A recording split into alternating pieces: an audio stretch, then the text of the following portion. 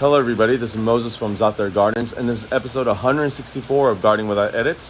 If you can hear all the noise, let me flip the camera around. It's finally raining. There's my son, he loves the rain.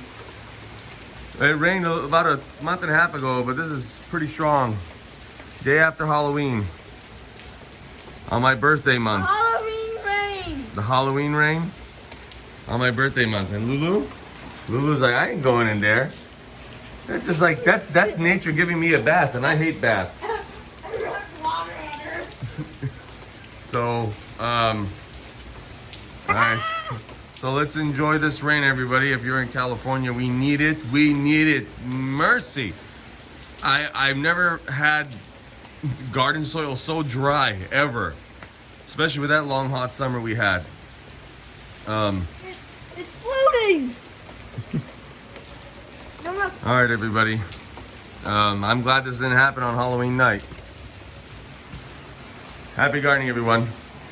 Bye.